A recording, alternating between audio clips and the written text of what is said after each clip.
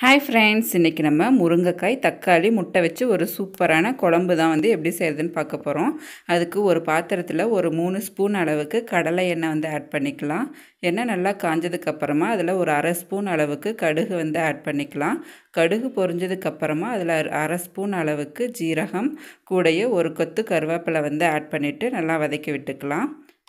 அதுக்கப்புறமா பொடி பொடியாக நறுக்கி வச்சுருக்கக்கூடிய ஒரு பெரிய வெங்காயத்தை ஆட் பண்ணிவிட்டு நல்லா வதக்கிக்கலாம்.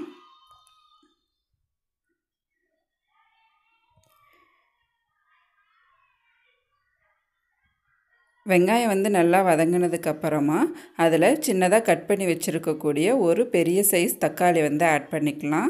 இந்த தக்காளி நல்லா வதங்கட்டும்.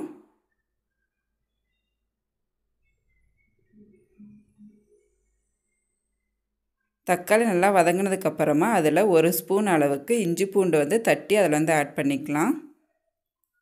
ஆட் பண்ணிவிட்டு அதோட பச்சை வாசனை போகிற வரைக்கும் நல்லா வதக்கி விட்டுக்கோங்க. கூடயே ஒரு 1/4 ஸ்பூன் அளவுக்கு மஞ்சள் தூள், ஒரு ஸ்பூன் தனியாத்தூள், ஒரு ஸ்பூன் அளவுக்கு மிளகாய்த்தூள் இதெல்லாம் ஆட் பண்ணிவிட்டு அதோட பச்சை வாசனை போகிற வரைக்கும் நல்லா வதக்கி விட்டுக்கலாம். இப்போ நம்ம கட் பண்ணி வச்சுருக்கக்கூடிய முருங்கைக்காய் துண்டுகளை ஆட் பண்ணிவிட்டு வதக்கி விட்டுக்கலாம். இந்த முருங்கைக்காய் நம்ம ஃபஸ்ட்டே வேக வச்சுட்டு கூட இது கூட ஆட் பண்ணிக்கலாம். நான் வேக வைக்காமல் அப்படியே ஆட் பண்ணிக்கிறேன். இப்போ இந்த முருங்கைக்காய் வேக வைக்கிறதுக்கு தேவையான அளவுக்கு தண்ணி ஆட் பண்ணிக்கலாம். தண்ணி ஆட் பண்ணிவிட்டு நல்லா மிக்ஸ் பண்ணி விட்டுக்கோங்க.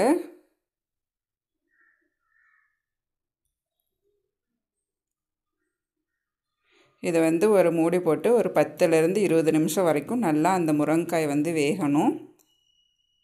இப்போ இதில் ஒரு எலுமிச்சம்பழ சைஸ் அளவுக்கு புளி எடுத்து கரைச்சி அதில் ஆட் பண்ணிக்கிறேன். இதில் தேவையான அளவுக்கு உப்பு ஆட் பண்ணிக்கலாம். ஆட் பண்ணிவிட்டு நல்லா மிக்ஸ் பண்ணி விட்டுக்கலாம்.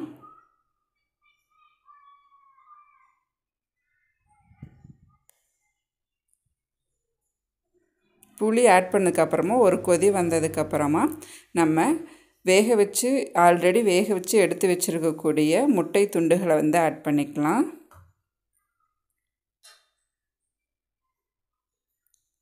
முட்டையை வேக வச்சு 2ஆக கட் பண்ணி வச்சுருக்கிறேன். அந்த முட்டை துண்டுகளை ஆட் பண்ணிக்கலாம்.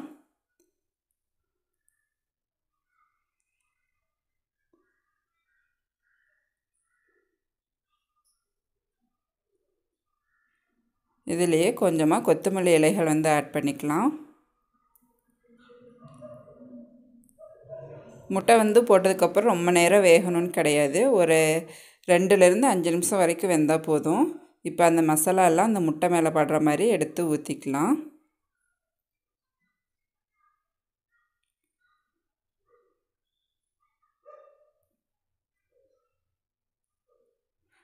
அவ்வளோதாங்க, நமக்கு சுவையான முருங்கைக்காய் முட்டை குழம்பு ரெடி ஆயிடுச்சு.